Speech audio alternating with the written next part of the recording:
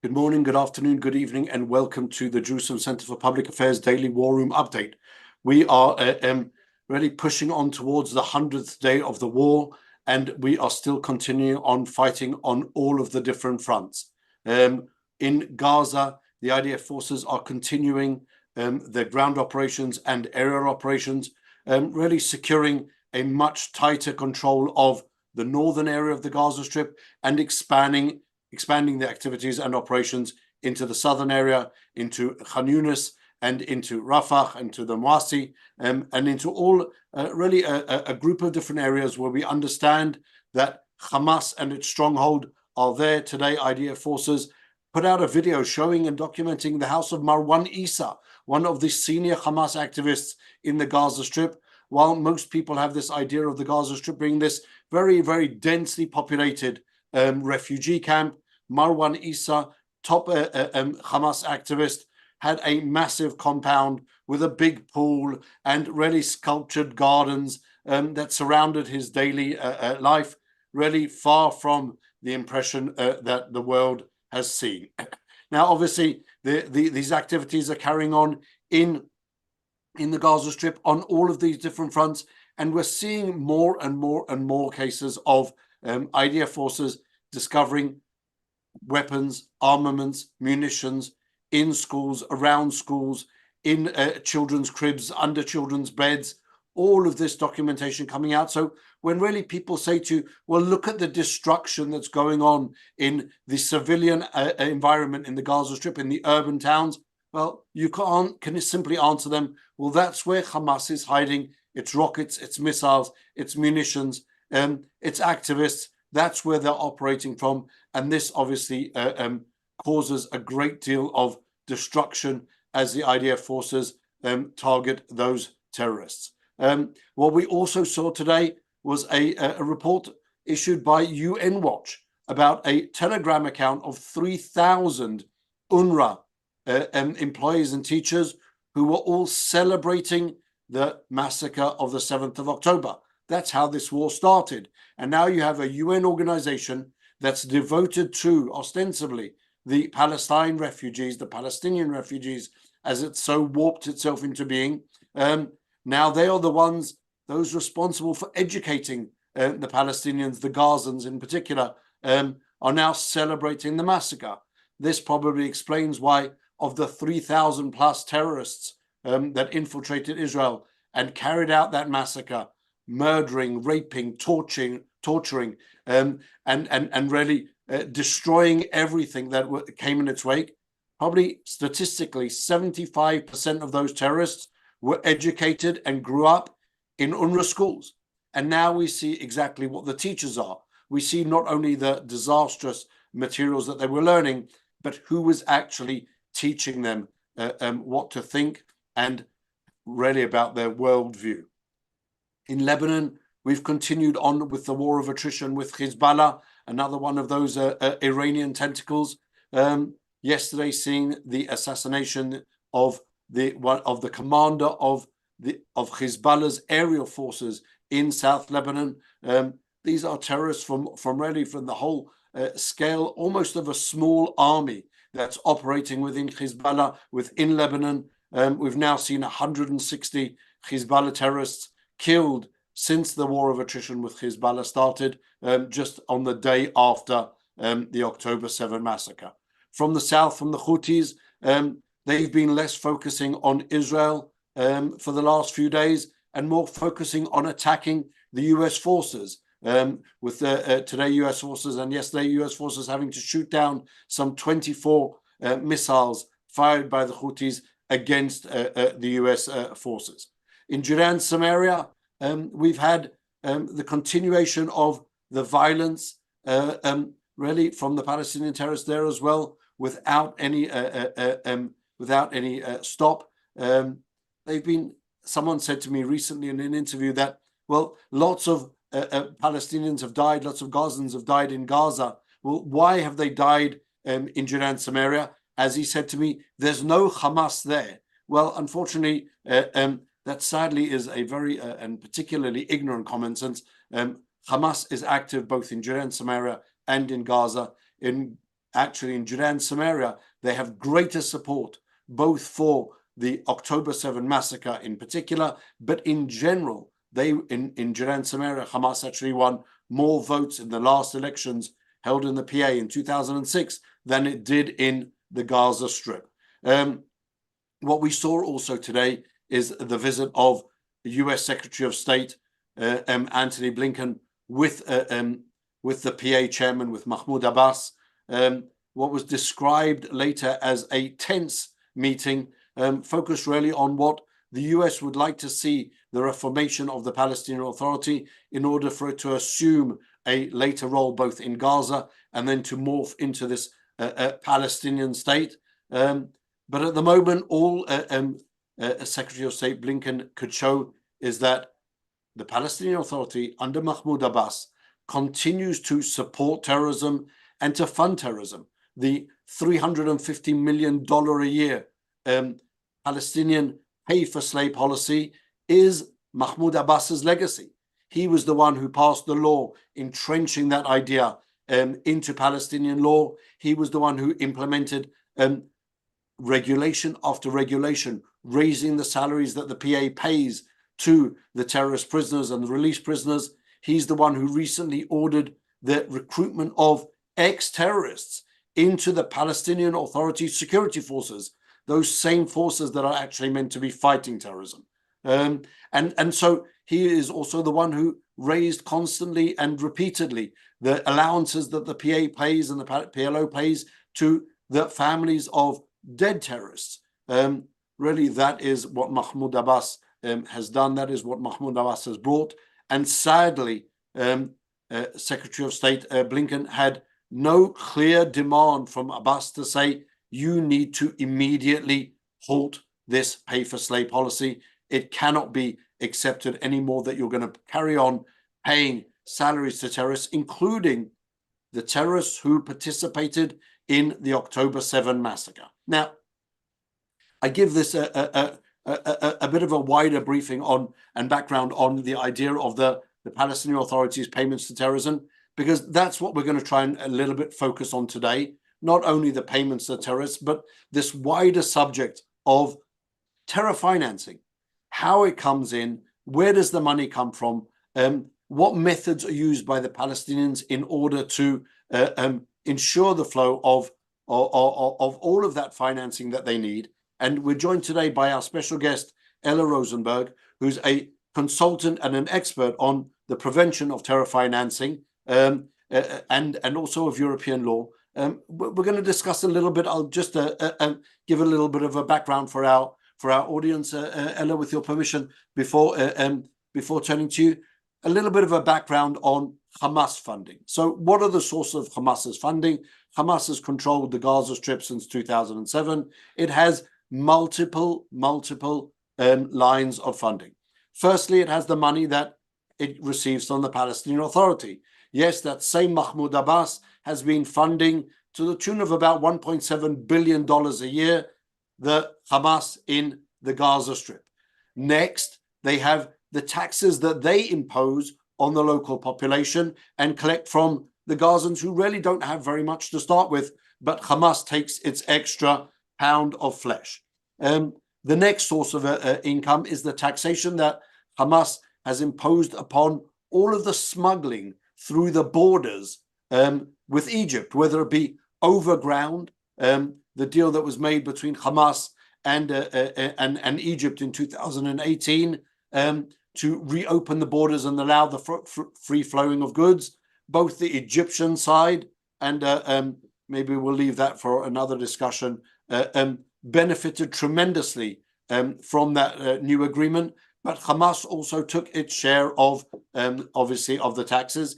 And then the whole tunnel system coming from Egypt, which is similarly taxed, and everyone operating a tunnel, which is really tens, if not hundreds of Palestinians also paying their kickbacks to Hamas.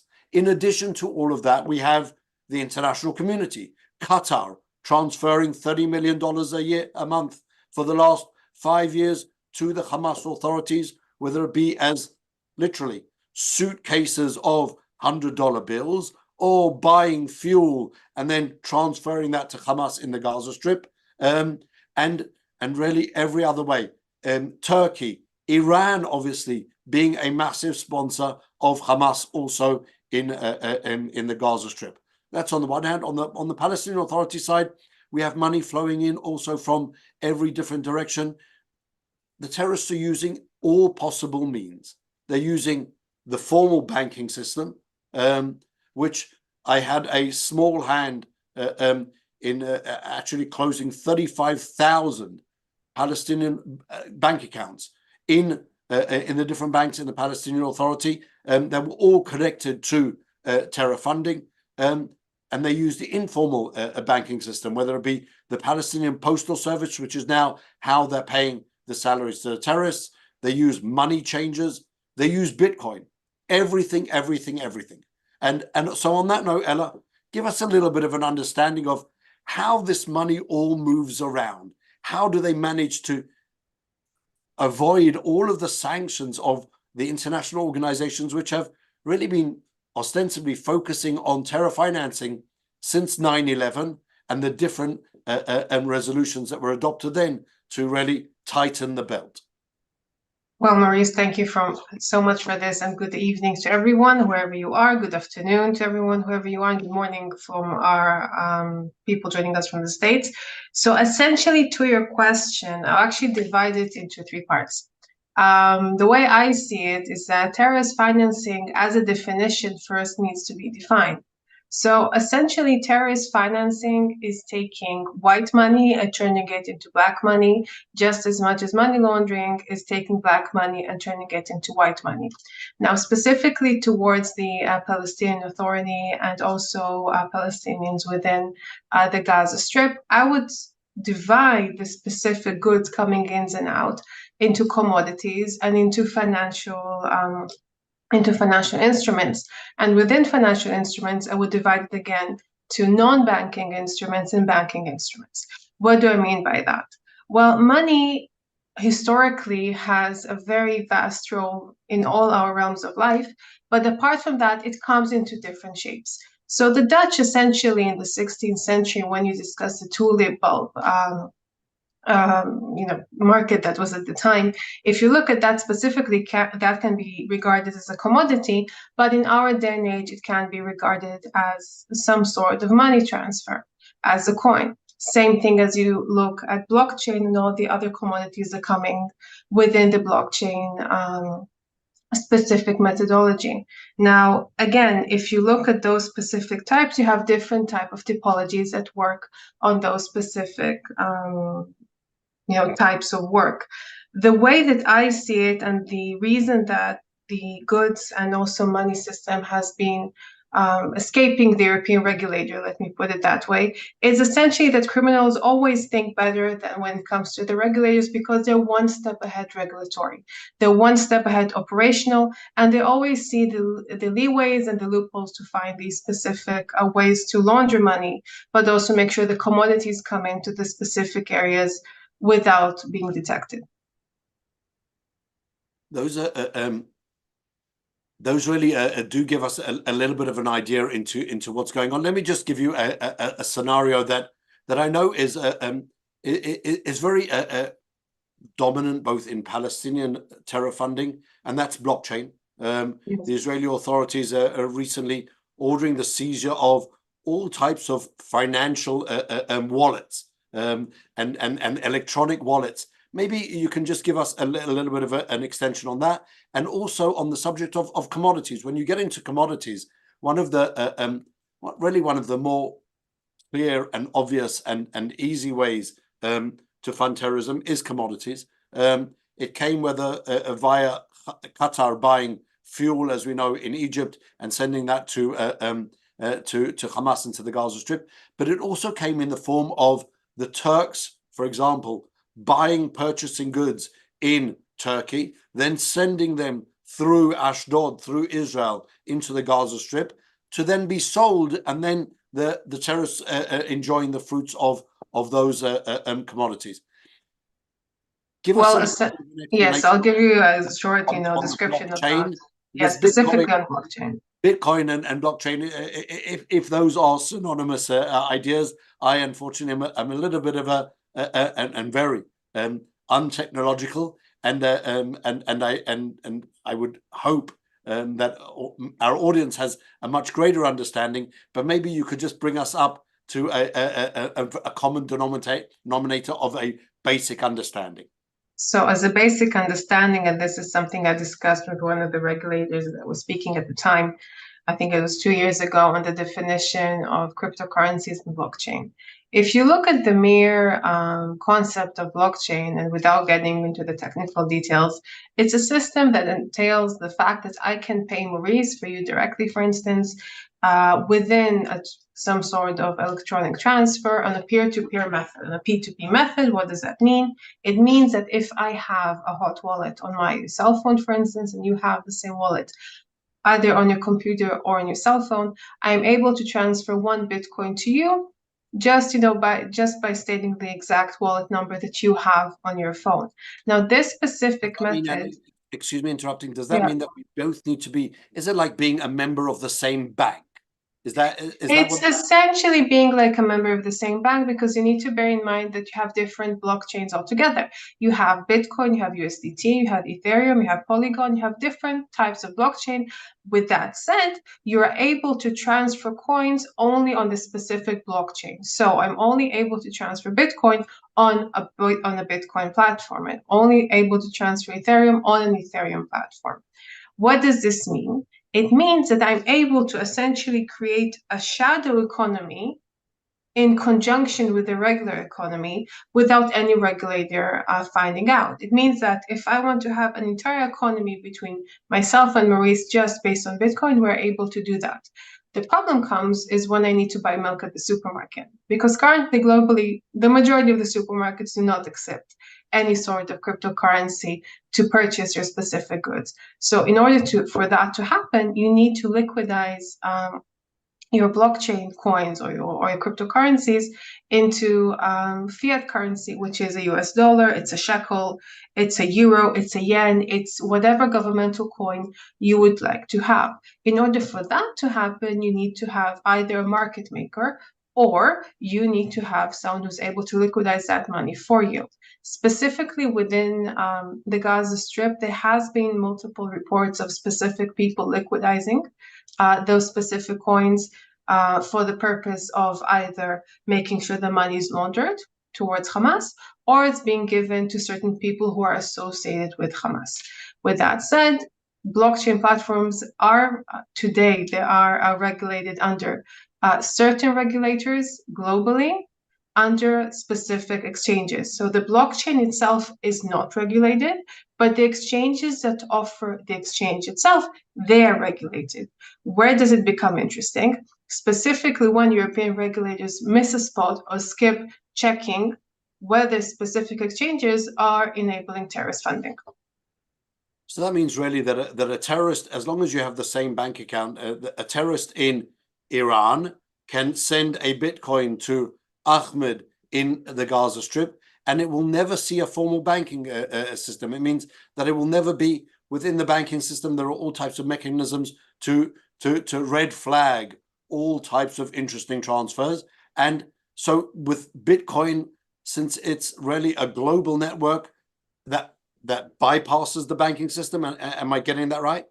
Correct. The only difference I would make is that instead of a bank account, I would call it a wallet. It's a digital wallet, essentially. And so I know, and so getting into the complexities of that, I know really how to.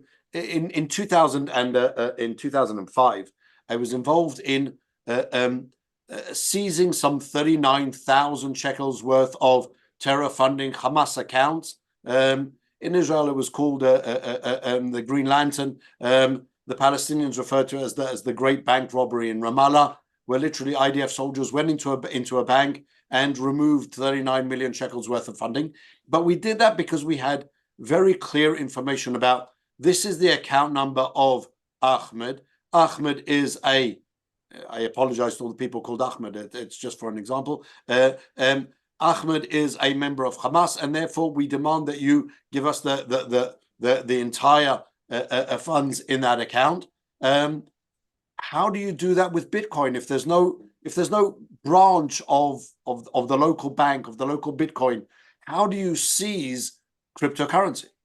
Well, that can prove to be a bit of a pickle, to say the least, mainly because blockchain platforms are anonymous. So if I open a wallet today, unless I declare the fact that the wallet is mine, or unless you have other means of trying to find some sort of association between me and the wallet, you will never be able to do that. Just as much as any member globally who opens a wallet is not able to associate another member unless they're specifically saying that wallet is mine. This is why cryptocurrencies also have been given great, not leniency, but some sort of criticism when it comes to fraud, because many people, when they transfer money on a cryptocurrency platform, it's very difficult to detect who is the person behind the wallet. What can be done, though, is either you go on OSINT platforms and you see if a specific member, let's say of Hamas or Hezbollah or Al-Qaeda, publishes the fact that they are donating or they are creating a situation in which they are crowdfunding for specific purposes, and then they've published a specific wallet. The problem is it becomes a whack-a-mole, because once you do that and you gather enough money on the wallet, you're able to liquidize it. You're even able to liquidize $1. That's not the point. The problem is that once you close that specific wallet, another person can open another wallet the next day, the next minute, the next second, it doesn't matter. The problem is to find the root cause. So once you find the person itself who is publishing the wallet, it's much easier to stop the entire process as a whole. So, I mean, we understand really the conventional banking system. We understand that it's subject to regulation, and obviously there is not a small amount of really international cooperation. Anyone in Israel who tried to open a bank account while simultaneously being Israeli and a US citizen knows that this is really has experienced significant problems. Yes, exactly. It adds on I think about 75 different forms and cuts down another 3 trees in the Amazon. But it's something that really does give that sense of security almost to an extent. Both personal security and international security. With blockchain, I understand that doesn't exist. Anybody can do anything. What type of regulation is there of the companies, of Bitcoin as a company, as a bank? How does it's true what you're saying, but that wasn't the case up until a year ago. So up until a year ago, in Europe, you had specific licenses that were granted by member state, and those specific licenses were mandated under a law called 6 AMLD, which is a directive for prevention of money laundering and terrorist financing. And it was segmented in some way, and that was the way that certain member states were operating. Then came along the gospel by crypto of the European Union called MiCA, which is essentially the regulation that dictates how you're able to receive a license by any state within the European Union to operate as a cryptocurrency exchange, as a liquidity provider, as a portfolio manager, as an advisor for crypto. And for those specific purposes, you're granted a license. That license is called either a CASP or a VASP, and then you're able to operate within the realms of your license. With that said, if you are stated or if you're situated right now in Gaza, you do not fall under those specific laws of MiCA because you're not European and you are in Gaza. But if you do receive money from the European Union or the specific accounts go within the European Union, you do need to be licensed. Now, blockchain as a whole does not need to be licensed because it is a system. It's a smart contract system. But exchanges that offer these services, such as Coinbase, Binance, and any other sort of crypto exchange, do need to be licensed in order to make sure that they have the proper checks and balances, just as much as you have within banks that Maurice just mentioned, to make sure that terrorist financing is not facilitated in any manner. So here, actually, I want to take this on a tangent, just from something that you just said. It's clear that the European Union and the countries within the European Union have stringent, I would say, regulations and rules regarding terror financing. So how is it that we find ourselves in a situation that many of the Palestinian terrorist organizations continue to receive funding even from European countries, from European governments, and through that whole system of of really turning a blind eye to terrorism.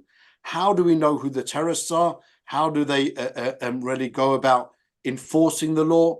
If they are the ones who are giving money to terrorists, then what is the chance that they will be denying others that same ability to transfer funds to terrorists? It's a matter of reporting. So you need to bear in mind that the reporting status for each exchange is specifically on them. So if they don't report it, you won't find it. With that said, if you are exposed to any sort of terrorist activity and you're based in Europe, by law, you have to report it as well. The people of Gaza, to say the least, are not in the favor of reporting terrorist activity because it puts them within the spotlight. What can be done, though, on the private citizen level is if you do, of course, some sort of situation that you find a crypto address that is mentioning the fact that you should donate to specific organizations such as Hamas, that should be reported to your national bank within the member state. But if you are a country or if you are a specific state and you transfer money not by Bitcoin but by fiat currency, that's a different set of laws completely. That falls under 6 MLD and not under MiCA. And the question is, and this is something that has to be assessed, I think, on the higher level within Israel, is how do you define what you do want to sue and what you don't? What does fall under the regulation and what does not? And with that said, there needs to be some sort of, in my opinion, a commission that just sits and decides, well, we're going to make sure that this specific exchange will cease existing or will cease creating a situation that they're facilitating some sort of terrorist activity. Let's report it to the regulator. Bearing in mind that once you do report to the regulator, that does not stop immediately. It goes through, first of all, a preliminary check, and then it goes through investigation.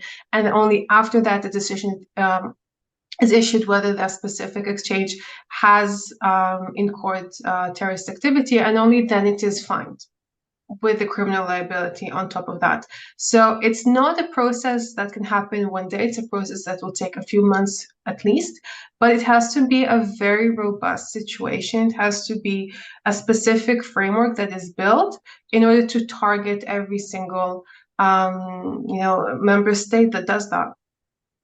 So what recourse does Israel have in general to these European countries regarding all types of NGOs, all types of non-governmental organizations that operate both within the Palestinian Authority, within Gaza, and also in Europe, gathering in money, crowdfunding for the purposes of, there are, specifically, there are half a dozen NGOs that are affiliated with and that are already part of the Popular Front for the Liberation of Palestine, the PFLP, that were responsible, that's the organization that was responsible for the murder of Rina Schnerb in 2019 in a terrorist attack and the injury of her father and her brother.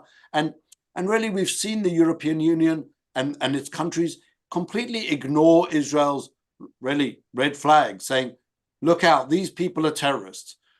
Why doesn't the European Union really care that it's funding terrorism, and what mechanisms can be used? Because I know that there is there are a number of different directives that address terror funding. Again, in the aftermath of 9/11, both the European Union and its member countries adopted quite developed anti-terror legislation, but it seems to be something that they're not really interested in enforcing.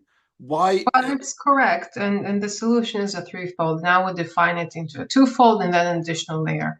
So within the twofold, I would actually define it into cryptocurrencies and then specifically into fiat currency. So cryptocurrencies in any level should be reported to the member state, and if you do have an exchange that's working unregulated, that should be reported and they will be fined. Specifically, when it comes to fiat currency, you have another two levels, again, within that specific framework. You have crowdfunding, which falls under the crowdfunding regulation. And if you are crowdfunding for a specific purpose and you're working unlicensed, that should be reported. But if you are a member state, you are surpassing the laws of the 6 MLD, which leads us to the final layer on top of that, which is called a preliminary ruling. layer, in which you're able to go. You have to go through every instance within a specific state, within the courts. But once you reach the Supreme Court, and in my opinion, they will not know how to rule on that, you will need to request a preliminary ruling in front of the European Court of Justice in Luxembourg, who will rule on that for you. Once you have a ruling from the ECJ, what can be done is that you can use this ruling within all the European Union. So that's the way that, regulatory speaking, that's a mechanism you can use. This specific mechanism, as I said, is not a mechanism that can take a day or two. It will take between a few months to a few years. So if I am a member of the public and I have Israel's best interests at heart, and as a European, I discover or come across information that indicates that a certain organization is connected to terror funding, what are the practical steps that need to be taken in order to report, to get those organizations closed down? To what extent is there a general framework within the European Union and an ability to impose their desire really of the European Union on the member countries? Or to what extent is every country really independent in its own decision as to whether to act against a certain organization that's funding terror?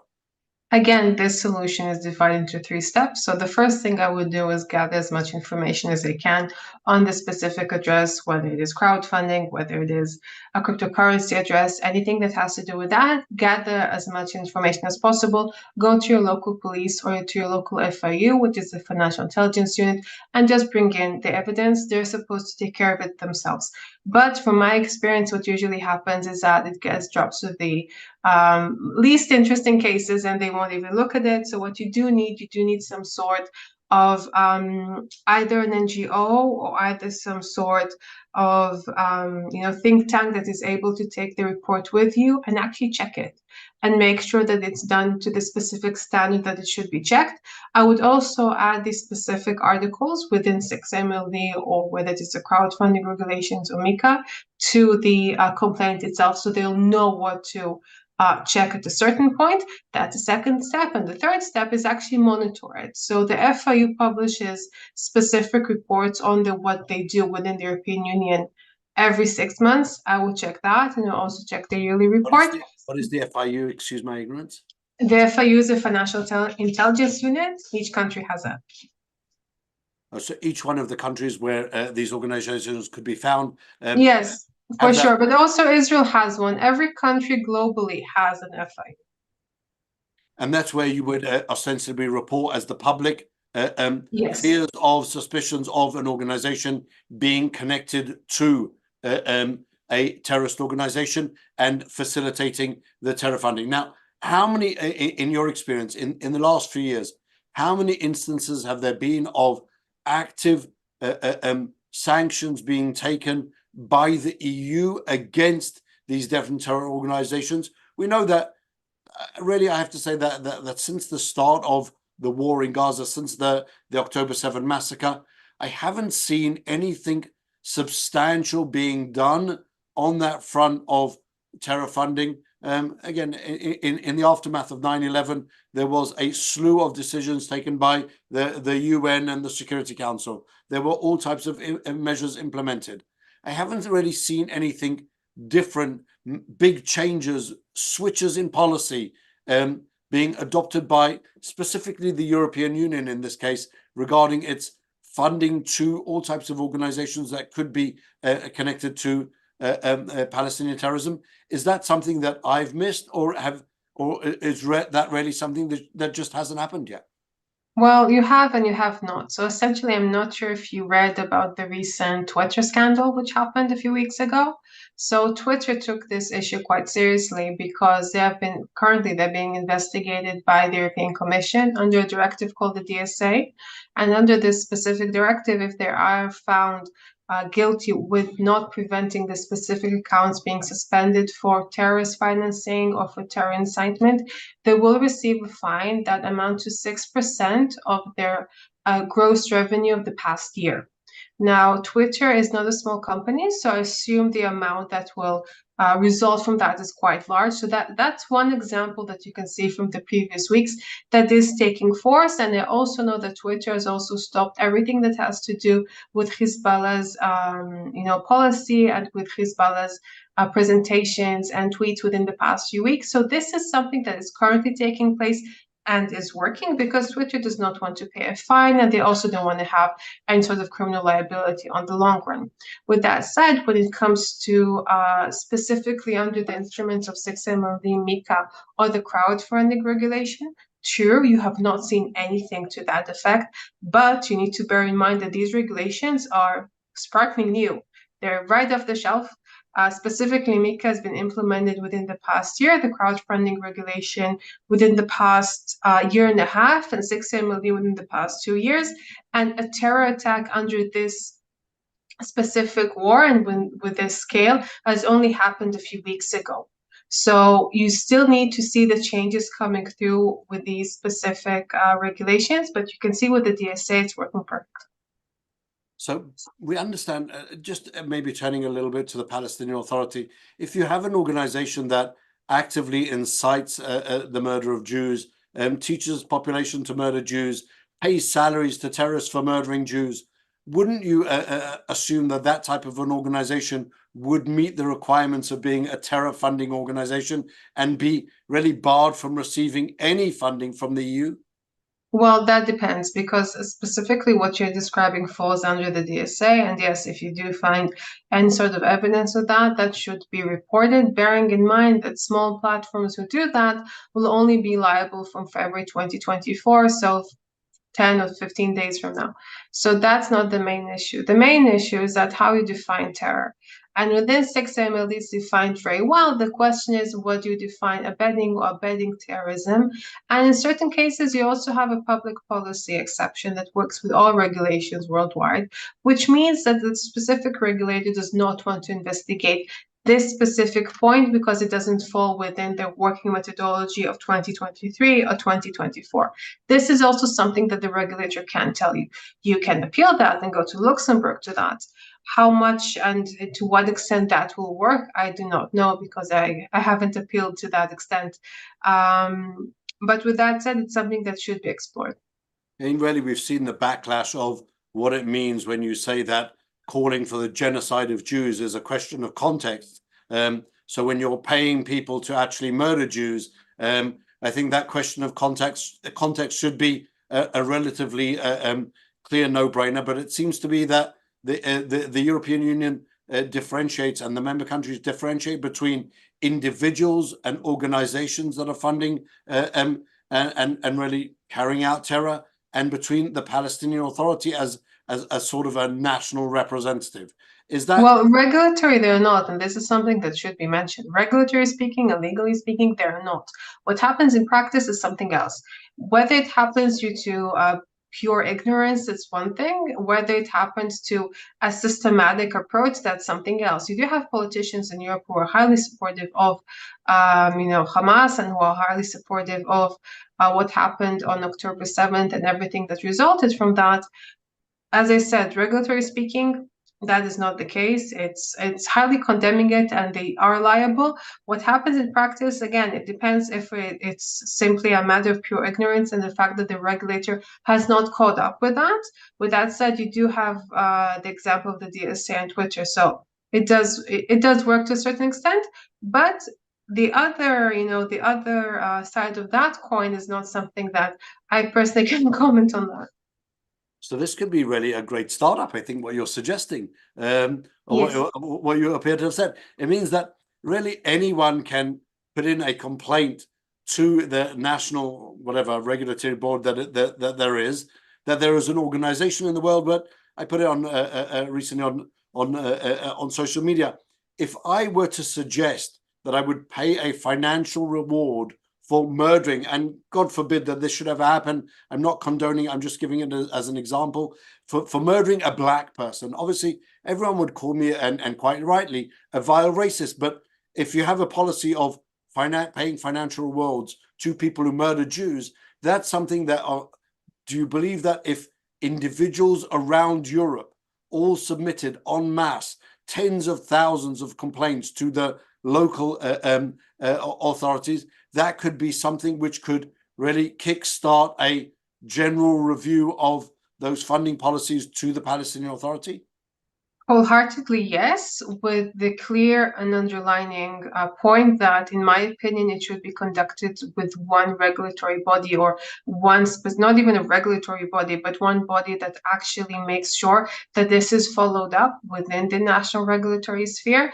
Because, as I said, national member states, when it comes to their regulatory practices and their regulatory bodies, they tend to not look at it, and they tend to put it aside. So I would have some sort of supervisory body as a think tank or an NGO that will double check it and make sure that it's actually tended to.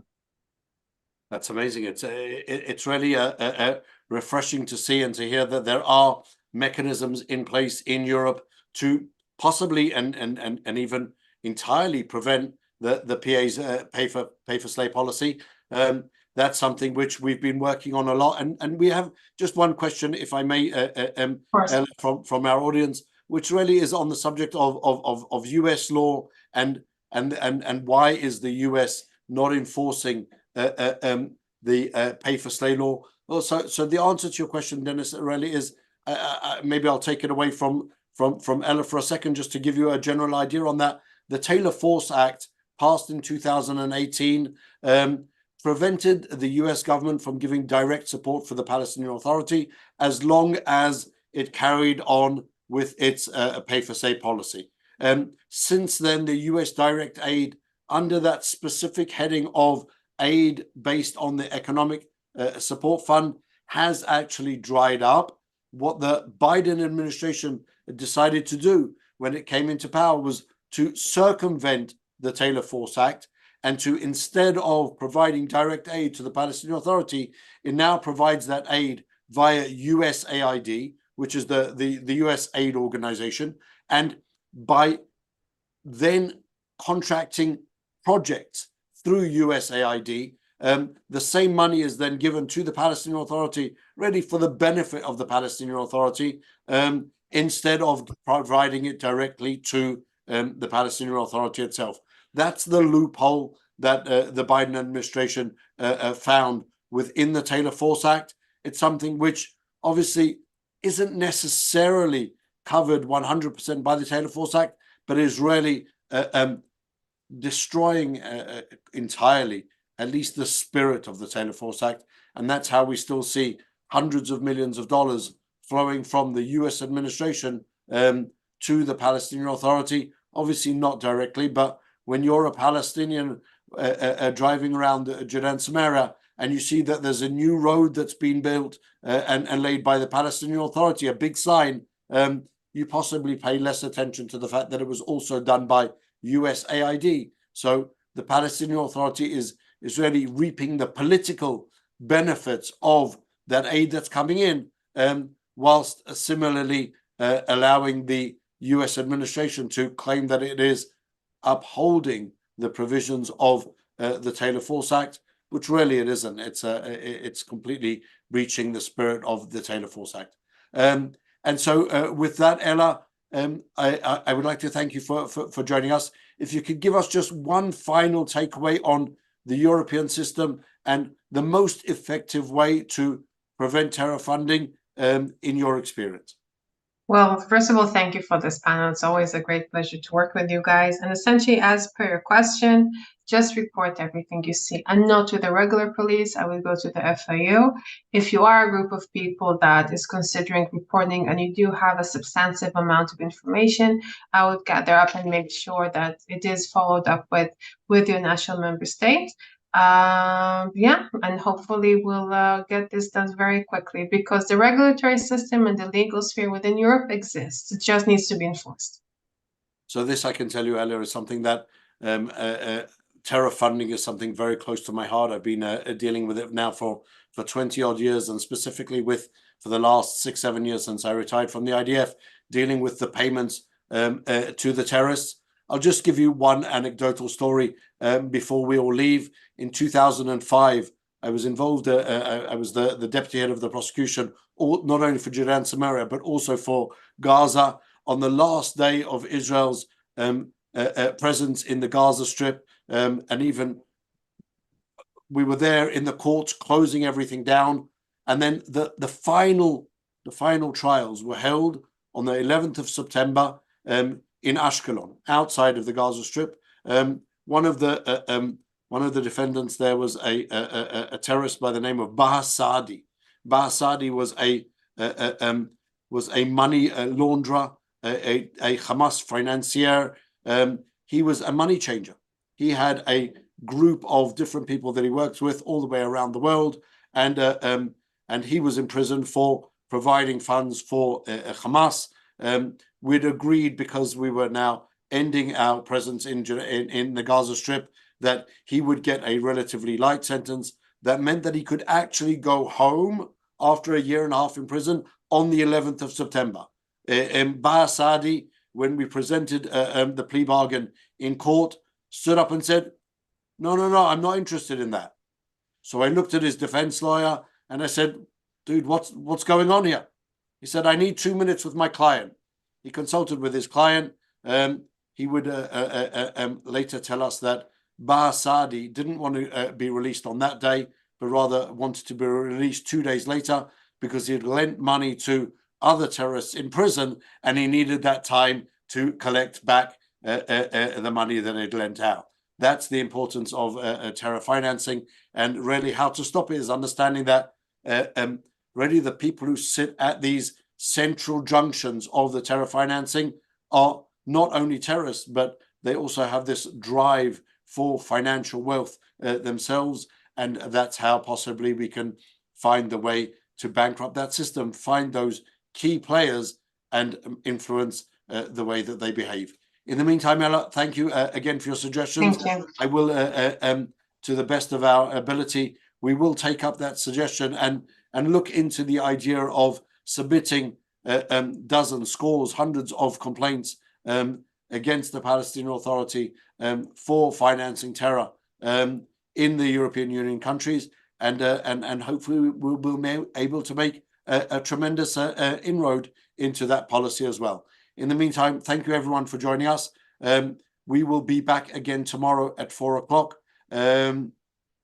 Tomorrow's the start of the hearings in the International Court of Justice on the bogus South African claim, really PA claim, that Israel is conducting a genocide in the Gaza Strip. And tomorrow I'll be joined with a special co-host with Advocate Alan Baker, the ex-legal advisor for Israel's Ministry of Foreign Affairs and ambassador, and with also with Professor Ben Fox, who I've known now for many years.